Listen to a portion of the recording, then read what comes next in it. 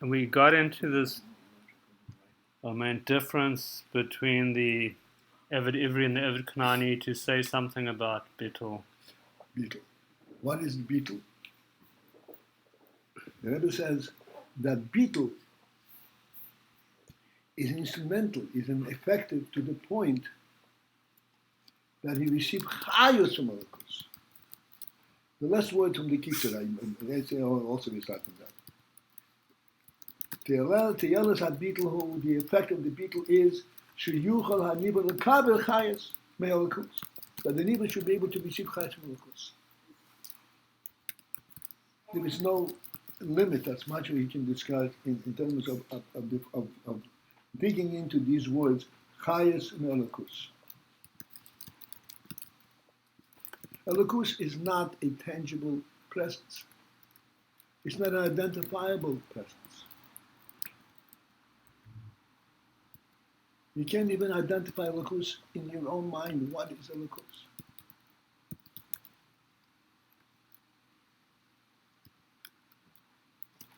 Elokus is not an element entity that can be identified with worldly terms, compared to anything. Elokus is that which precedes everything. Now, he mentioned every time the Rambam says, the first principle is to know that there's a first being. Go conceive what does a first being mean.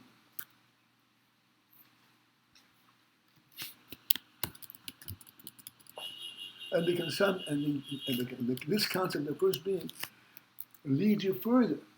That this first being is what provides being for all other things. This is the beginning of being. There is no worldly being per se. There's a first being. And all worldly being is an emanation of that first being.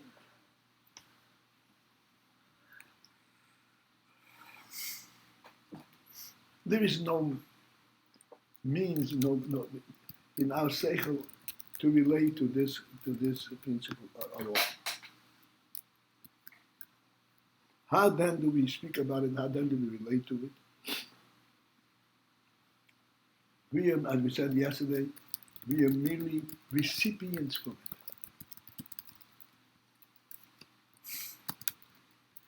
Contrary to our perception that we know the world in which we function, and we know what we are doing, we know how it works.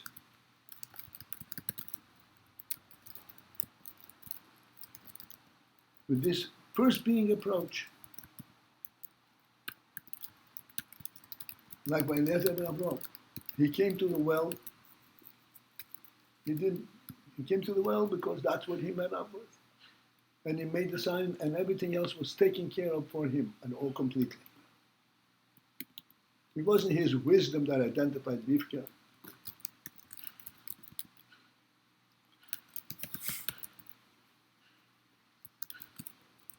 And as he himself says,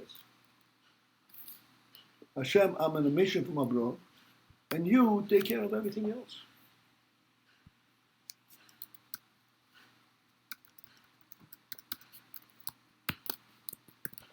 This is the bitul.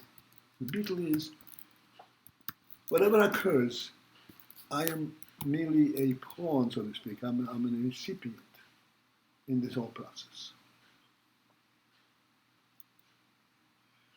If we have that stance, then we can receive chayus from Elokus. In other words, chayus from Elokus means we can receive Elokus as being part of our being. We spoke many times, what is the principle of chayus? Among other things, I mean, to define chayus is impossible, but in our terms, in worldly terms, chayus is that which does not dissipate.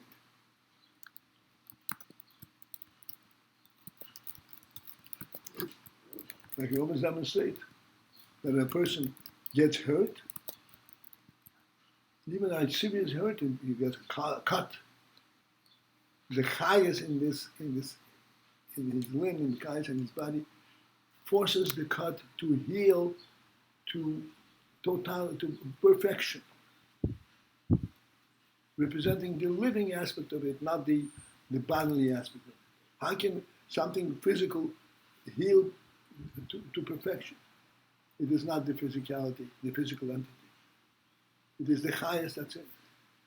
Because from the perspective of the chayus, the cut never took place. The cut is only affecting the physical part of the person. But the chayus, the life element remains very perfect, cannot be affected, cannot be cut. And thus, it forces the physical to reconnect according to the design of the chayus.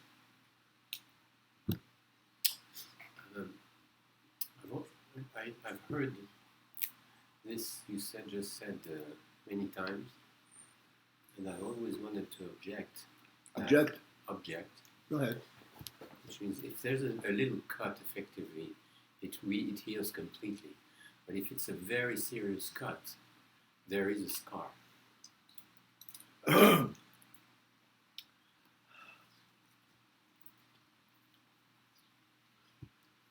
Doesn't heal to perfection. That's what I want to say.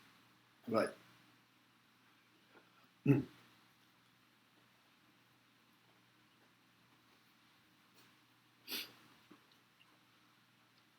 A serious cut does not heal to the point of no trace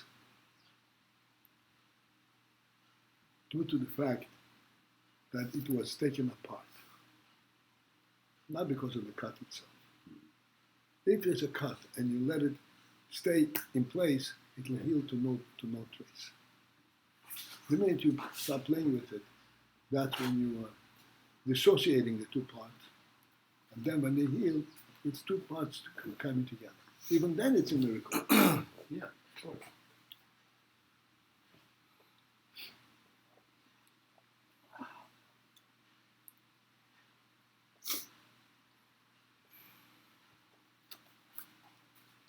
Chayus Malakus means that he is actually living on a divine level. This Nivra, this physical creature, the worldly creature, is living on the divine level.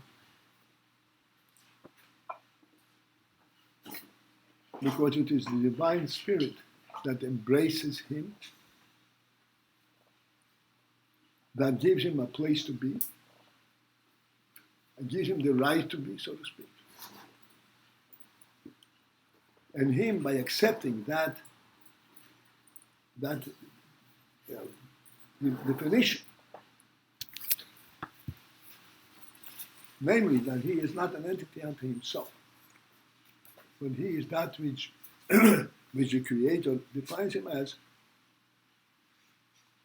received the chayus by association, the chayus of the body. This is the benefit of the bitul. You see, chayus from Malakus, divine chayus, not a chayus that you can identify in worldly terms.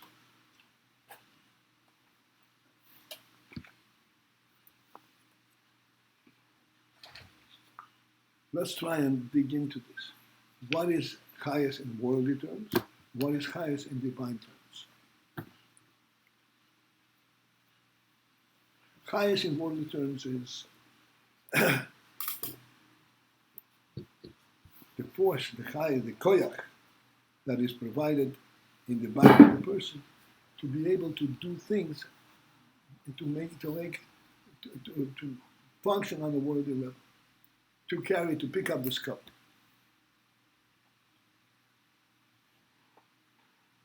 The koyach that enables him to be effective in the world. So physicality? Physicality. Chayus on the worldly level. Whereas chayus on the worldly level, that he's able to be effective in worldly terms.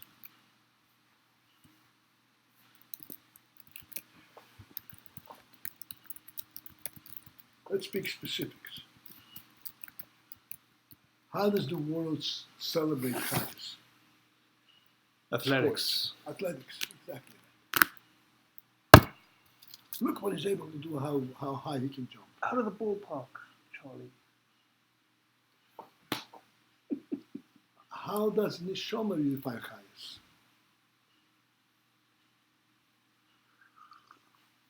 How closely he can associate and understand and know godliness.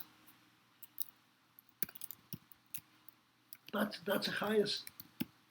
That's Chayas. This is Chayas, the Neshama Chayas. In athletics, the more of a mitzias you are, you train your hand to compete with somebody else, the more of an athlete are you. The more alive are you. But this is not life. This is physical capability. On the side of This is a dangerous Kedusha, spot. on the side of Kedusha, it is the measure of, it is one's cleaving to Elokus. What? That's right. Well, how do you define Chayas on the Kedusha? How well does the concept of Elokus settle in your mind?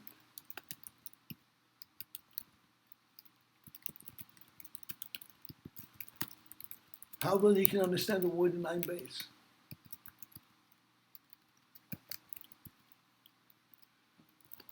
How does Neshama, life,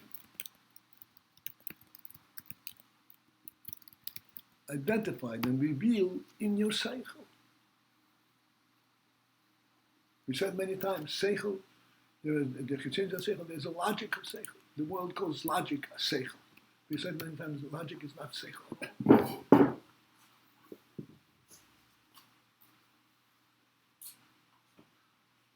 Seichel is a neshama perception.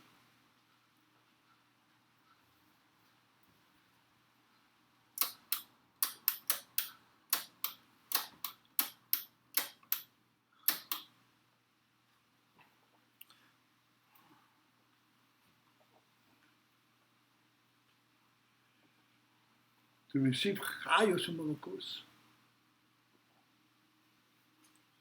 means that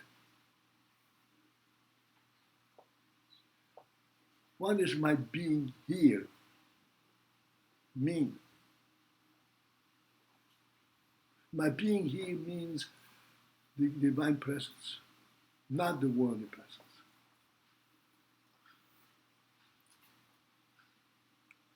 Like we said just a moment ago, the worldly presence is how good an athlete are you.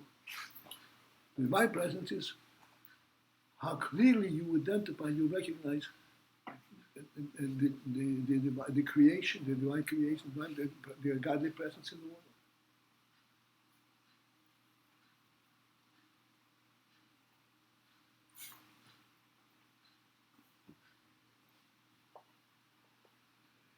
world. In order to identify with the highest of the key, the mitzias, the worldly mitzias, has to be completely botel. Botel means discount totally its physical and worldly presence. Discount totally that which it knows about itself.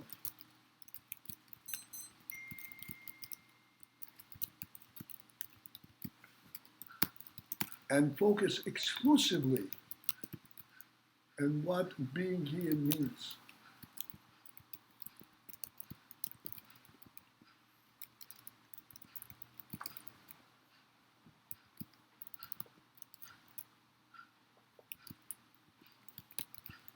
Is bitul only focusing on the discounting of the Welt, or is it more than that? It's more than that. It's bitul too. It's I'm bottled, I'm vital the worldly part because I want to have the godly part. A child goes to cheder and learns alphabets. This is a phenomenal observation. The child learns alphabets, and he has what to show for it. He knows the alphabets. He knows the common solid. Then he is able to read.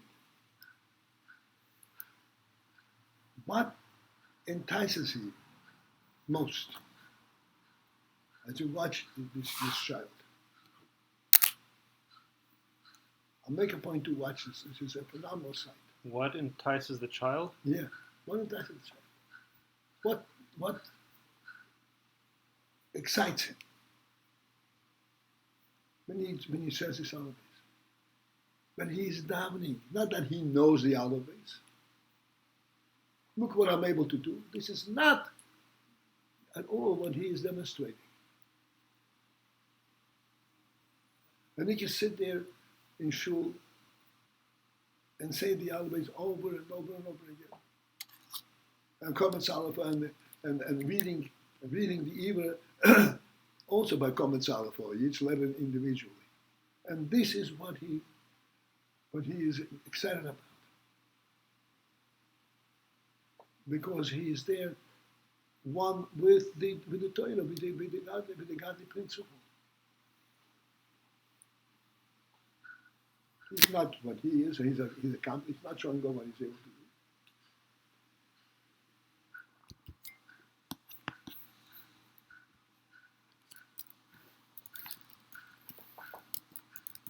And we're watching a group of boys learning with the Rebbe.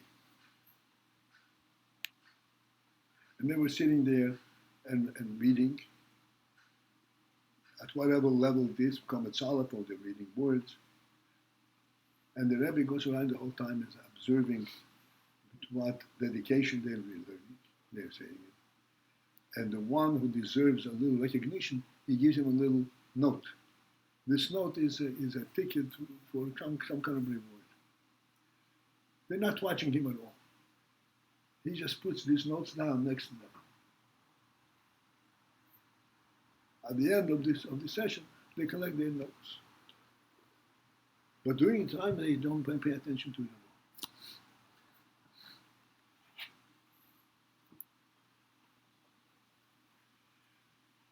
Because that activity itself is so real. That activity itself engages them in the reality of life itself. They have no time for notes, for rewards. Rewards is when you're on your own. But here, I'm in cheder. I'm the real thing. Who needs anything else?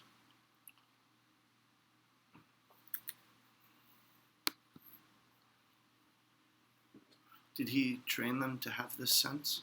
No. Doesn't have to train them.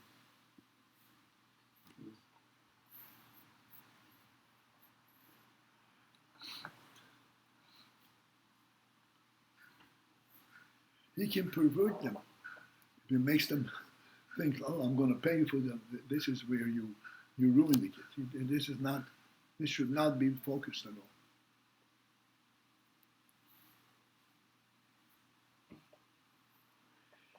all. Okay. And this is the last words of that kitzur are so poignant. Yuchal ha-nivra, the nivra, the creation, the created entity, the creature, should be able to lekabel chayus, to accept chayus from Malakus.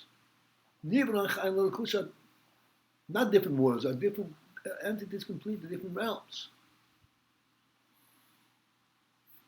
And Nivra can receive chayus from Malakus. Nivra is a created entity. Malakus is not a created entity. Malakus is the creator. It's the source of all being. There's a huge gap between the Nivra and the Malakus.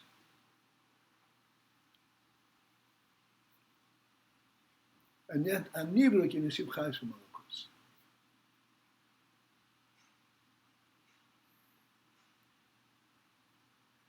Because ultimately, the Nivra is also an emanation, an expression of Malakus. All being is sourced in Malakus. There's a divine being and a worldly being. A Nivra means a worldly being. At the worldly level, he can receive chayus from Malakus.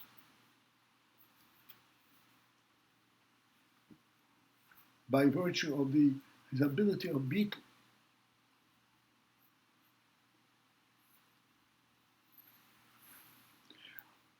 Avraham Avinu, when he first woke up and first grew up, was growing up, he looked around the world in which he was raised, in which he was oriented, and he saw how the world around him focused on the worldly aspect. They built towers, they built idols, whatever, they built something, anything that kind of symbolized to them from a worldly perspective what reality is. Rome says, what's going on here? Where does this reality come from? You're completely dissociating yourself from that which you're trying to identify.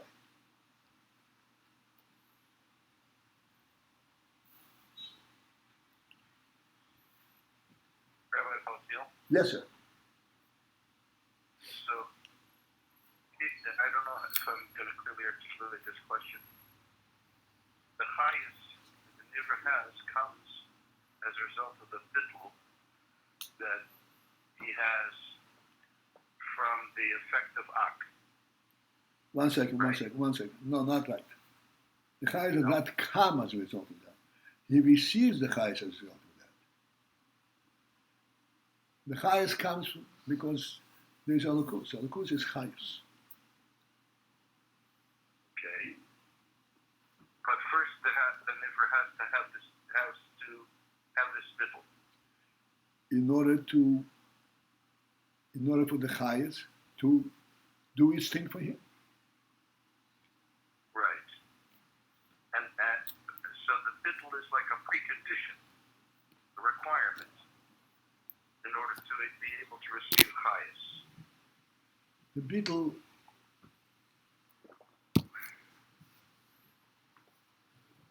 I wish that we should phrase it correctly. We'll have a much greater handle on what we're trying to say. It's not a precondition. Precondition means that you receive something different, something distinct,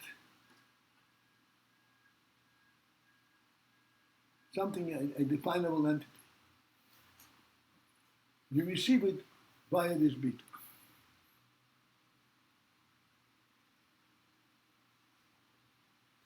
So the bitul comes first. I'm trying to just understand the sequence or the flow of things. Yes, the bitul comes first. Yes, absolutely. And in order to have bitul, he doesn't need chayes to begin with. The bitul is coming from the effect of ak.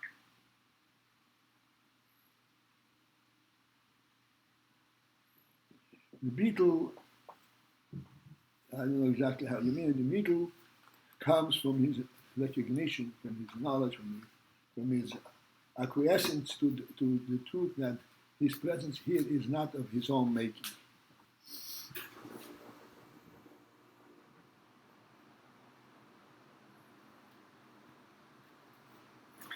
So it seems like that's a significant, I don't know what you want to call it. It's a significant awareness. This awareness, more correctly, is a lack of awareness of himself rather than awareness of it. Because what are you aware of? That truth encompasses the entire reality. That's the beginning of all existence. Motivation. We don't know what we're looking at when we say motivation.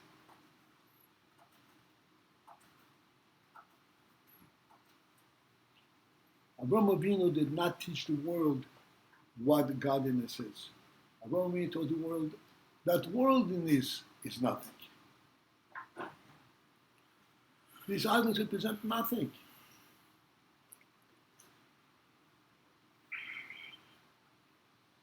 So you're trying to, you explain to us that we really don't grasp what is this highest that he subsequently Okay. Oh, what a discovery. That's exactly what we're saying. The highest you cannot grasp. I'm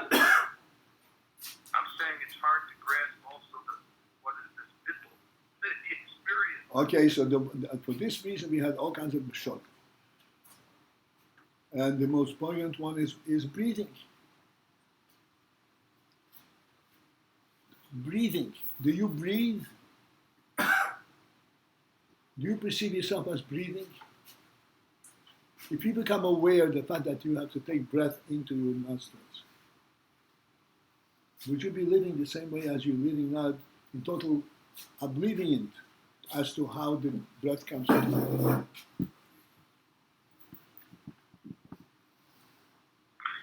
this level, there's not a lot of awareness doesn't play a big role here. It's the non-awareness of self that's the significant factor. Correct, but there is also an awareness. But that awareness is a super kind of awareness, not an awareness that you can define in worldly terms. An awareness that there is a creator, that there is a source for everything. That the world is not what I'm seeing. There's a truth beyond that which I see, which I can't even identify. And it seems as though the awareness of this precedes everything else. That's correct. That's correct. This is what the Rambam said, we always quote. The first thing is to know that as a first being, there is no way to define what that means.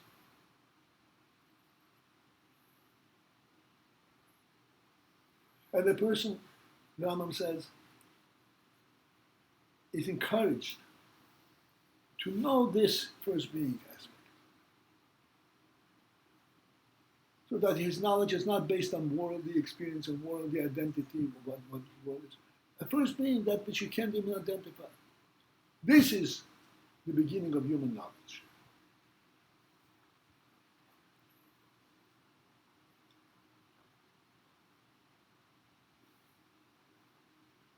If one has this knowledge, then he's receptive of chayus. He can live with the chayus that the world has.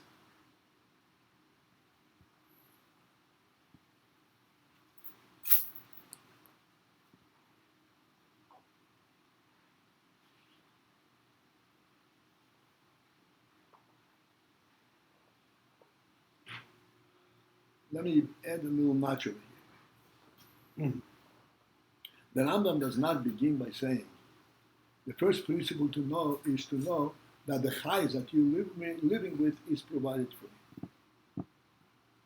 The first thing that you should know is not what you're living with, is what there is in truth. Motivation.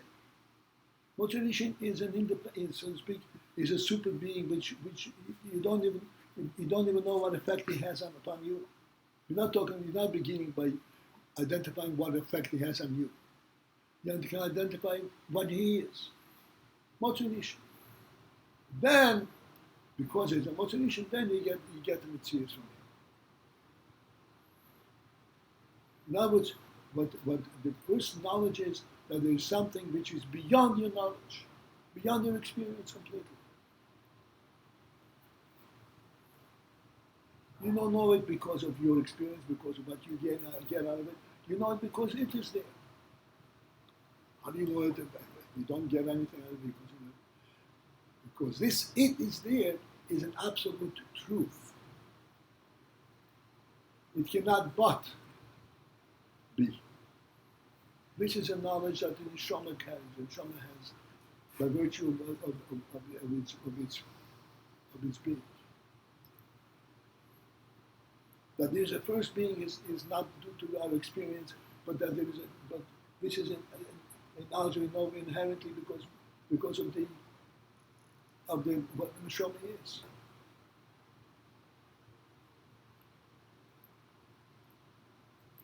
This is a knowledge. This is a, so to speak, a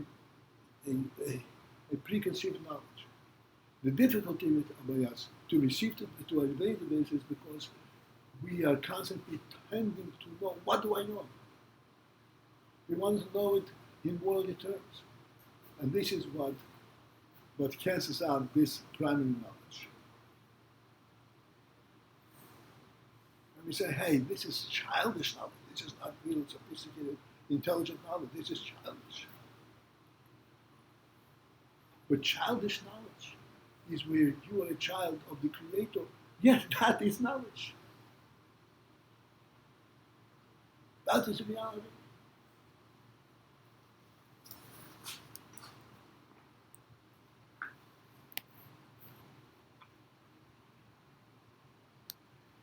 We are our own, so to speak, biggest problem. Well, it doesn't seem like, it doesn't seem only that we're a big problem. It does also seem like there's what you'd call a formalization of so-called knowledge or experience. So the boy goes from Aleph Beis, this simple, pure, childlike purity, to all kinds of... The childlike purity persists with the boy from Aleph to Kometz Aleph to Hebrew to all things. So you're saying, right? So you're saying even though we get into all kinds of chokhmas and paragraphs, it's not doesn't not detract from the simple. Unless we get to attach to it. This is why What is it that we are our own biggest what? Obstacle. I didn't hear what you said. We're our own biggest. We get in our way. Yeah, we do not allow ourselves to know what which we know. What is it? So what is this? We're our own biggest problem of what? Obstruction. Do you remember what? Obstruction. Obstruction. Okay.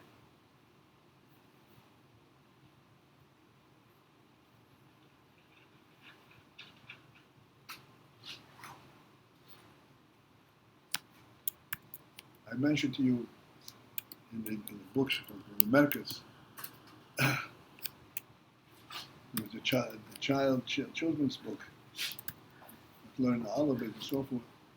So they have a little story over here. The child is being taught by his Rebbe Aleph. So the child pipes up and says, "How do you know that it's an Aleph?" I not to you,